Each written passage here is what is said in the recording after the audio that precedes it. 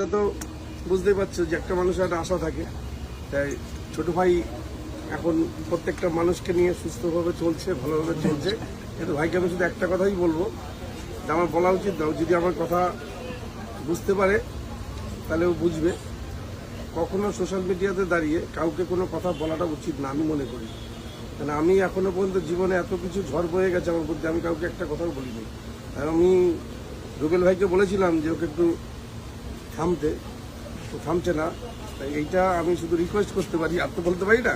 আমি কিন্তু শুরু করিনি আগে, কালকে আমাকে বাজে কথা বলেছে, কালকেও বাজে কথা বলেছে, একজনের ভাই আমাকে বাজে কথা বলেছে। না মানুষ আমি কিন্তু তোমাকে প্রথম ফোন করে বলেছিলাম যে বিজনেস শিখতে হলে এই দাদার কাছ থেকে শেখো, যে নিজের বিজনেস ছাড়া আর কোনো কথাই বলে না। না বলা উচিত না। কেন উচিত না? আমরা তো কষ্ট হয়ে বড় হয়েছি, এই কারণে আমাদের ফোকাসটা থাকবে আমার মালের উপরে, আমার খাবার উপরে, আমার কাস্টমারের প্রতি, বা যারা তোমার সঙ্গে দেখা করতো তাদের প্রতি।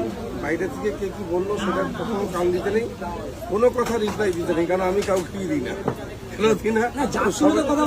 সে বলুক, যে বলতে পারে তার উচিত, সেটা তার জায়গায় থাকবে, তোমার জায়গায় কেন থাকবে? তুমি তারা যে শিক্ষিত বলছো সেইখানটা দাঁড়িয়ে তোমার এটা বলা উচিত না। আমি বারে বারে বলার উদ্দেশ্য একটাই, অন্য কিছু না। ও আমার ছোট ভাই, আমি চাই ওকে সবাই ভালোবাসুক। এই কারণেই বলা, মানুষ যা হবে, ওকে যদি কেউ বাজে কথাও বলে তাকেও বলতে হবে যে তাদের কথা তারা বলতেই পারে।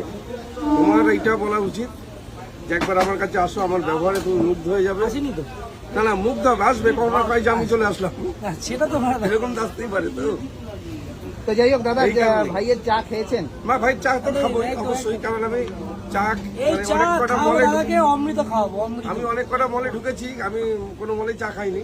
সব জায়গায় বলেছি যে আমার ভাইয়ের দোকানে যাবো চা খেতে। Thank you. আমি এসছি, দাদা আমার কাছে এসছে, দাদা একটা ক্লাব হয়ে না শুধু এইটুকুই।